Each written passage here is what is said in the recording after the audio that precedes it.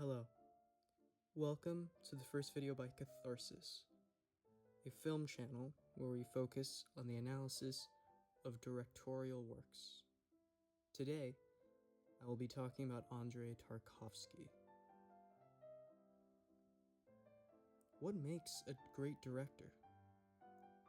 Is it the ability to tell a compelling story, to entertain millions of people, to create unforgettable characters? While those qualities certainly matter, some directors achieve something even rarer. They change our understanding of what cinema can be. Andrei Tarkovsky was certainly one of those directors. Throughout his career, he only completed 7 feature films, but his influence throughout modern cinema is immense. Directors, most notably, that were inspired consist of Terrence Malick and Ingmar Bergman. The way his work transcends the work of others is his use of the camera, time, and imagery to create experiences unlike anything else in film history. Watching a Tarkovsky film can feel strange at first. The pacing is very slow, the shots linger, and the story often unfolds in a very unconventional way. Yet, there is a reason his films continue to captivate audiences decades after they were made. Tarkovsky understood what cinema was capable of doing more than telling stories. He believed film could capture emotion, dreams, and the passage of time itself. One of the first things that stands out in Tarkovsky's work is his extraordinary sense of composition. In films such as Mir, my personal favorite film from Tarkovsky, and Andrei Rublev, every frame appears carefully arranged. Characters move through vast landscapes, abandoned structures, forests, fields, and rain-soaked environments. Nothing feels accidental. Throughout my many viewings of Tarkovsky's films, mostly Mir, you realize that the characters frequently appear small compared to their surroundings. This is shown very clearly in Stalker, where there are vast fields, sometimes churches and forests and abandoned buildings, to create this feeling that humans exist within something larger than themselves. Tarkovsky himself was a philosopher. He strongly believed that discovering the meaning of life was the highest level of artistic transcendence. And this is one of the most artistically complex ideas that is reinforced throughout his work, including memory, spirituality especially, and humanity's relationship with nature. He was an existentialist. However, the composition is only one aspect of Tarkovsky's directing style. Perhaps his most famous technique is obviously his use of long takes. Modern films often rely on rapid editing to maintain pace. Scenes are mostly broken into numerous shots, and attention is guided through constant cuts. Tarkovsky, on the other hand, chose the opposite approach. His camera remains present within a scene for extended periods of time, sometimes allowing moments to unfold without interruption, and this approach requires tremendous technical discipline. His use of long takes demand precise camera operation, actor choreography, and lighting consistency, with an overall environmental control. A mistake made several minutes into a shot may require the entire sequence to be repeated, and the result is a greater sense of immersion. The audience becomes aware not only of the events taking place, but also of the passage of time itself. Rather than watching a moment summarized through editing, viewers experience it directly. Tarkovsky famously describes cinema as the art of sculpting in time. His long takes are perhaps the clearest demonstration of that philosophy. Another defining characteristic of his work is camera movement. Many directors use movement primarily to follow actions or provide information, and Tarkovsky often uses movement to create emotional and psychological effects. His camera glides slowly through rooms, landscapes, and corridors, and the movements are rarely flashy or attention-seeking. Instead, they create a feeling of discovery. The viewer explores the environment alongside the camera. Technically, these shots require remarkable coordination between camera operators, actors, and production crews. Artistically, they contribute to the dreamlike atmosphere that has become synonymous with Tarkovsky's cinema. Equally important is his treatment of natural elements. The use of water, rain, fire, wind, smoke, and mud appear throughout nearly all of his major works. At first glance, these may seem like simple environmental details, but in reality they are essential components of his visual language. The rain, for instance, is used to transform ordinary locations into reflective spaces. Wind introduces movement into otherwise static compositions, and fire creates both visual beauty and dramatic tension. Water, for instance, produces reflections that blur the line between reality and memory. And from a technical standpoint, working with these elements is extremely difficult. In Andrei Rublev, we notice that Tarkovsky's greatness almost becomes impossible to dismiss. Ostensibly, a medieval artist portrait, it is really a vast meditation on what it costs to make spiritual arts in a world of cruelty. Its episodes, snow falling into a church, torchlit pagan ritual, mud hauled for casting of a giant bell, feel less like a biography than stations in a pilgrimage through Russian history, violence, belief, and artistic vocation. The film's final move into color carries an immense force.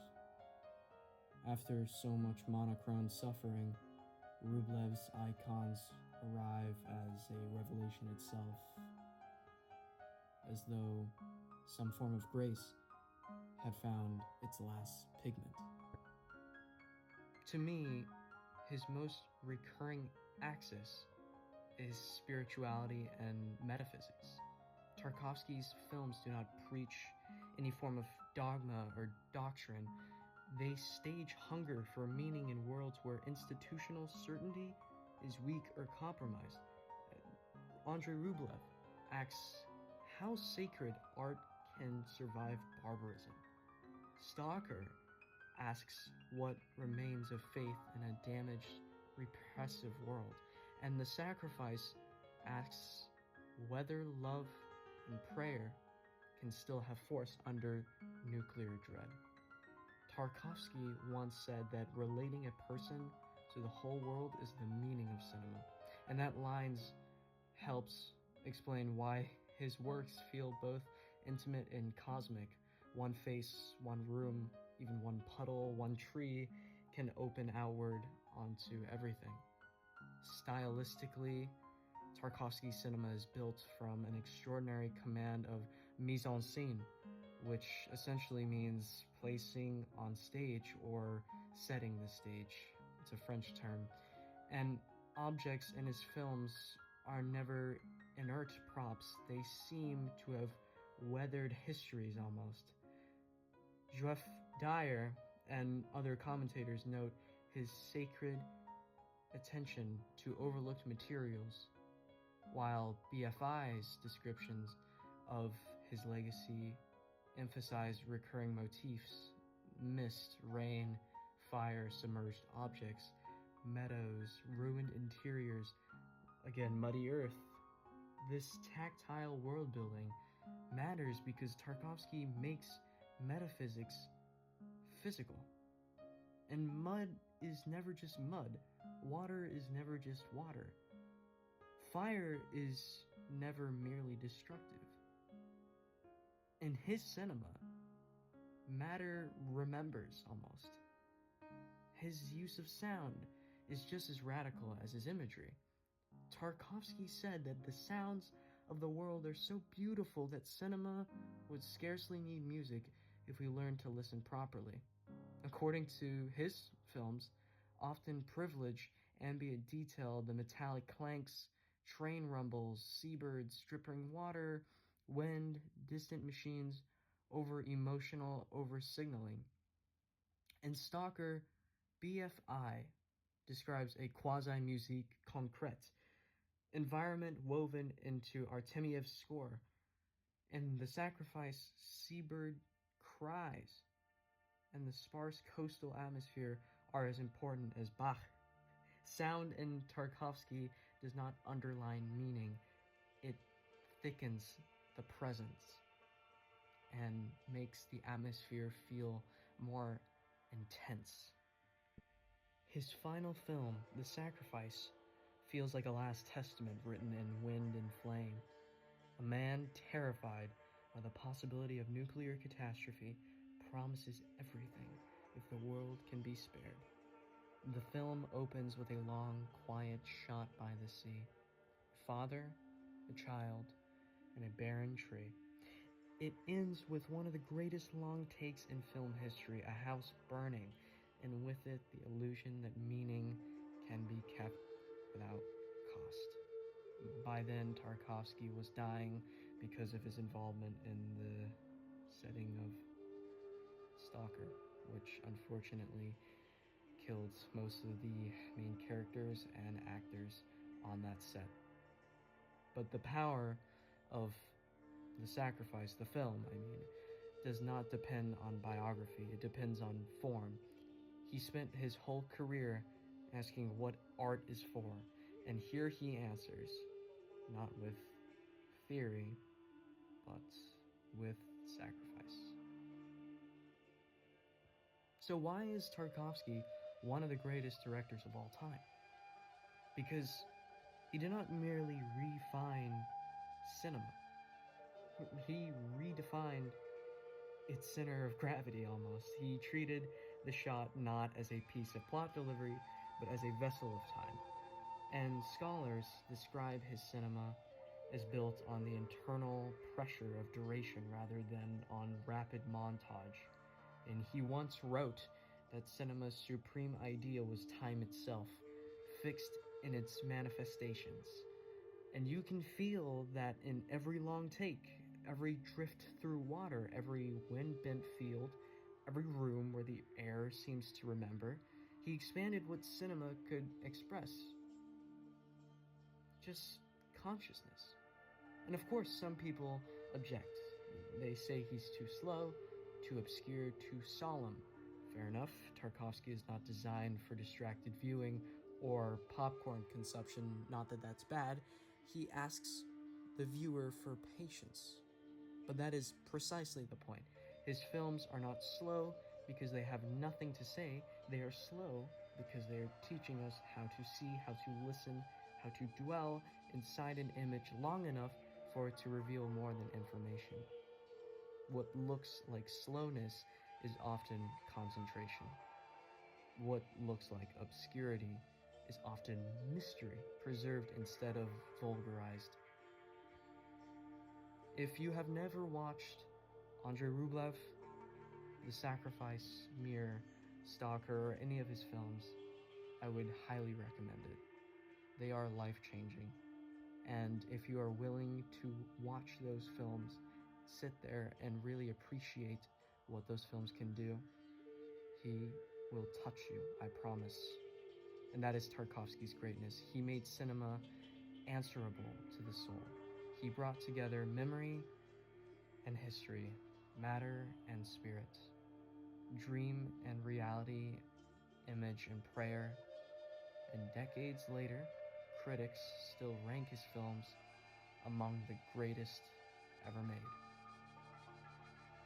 Bela Tarr, another director who is directly influenced by Tarkovsky's work, is among one of the greatest directors of all time because of his use of long shots, which to some degree are more egregious than Tarkovsky's.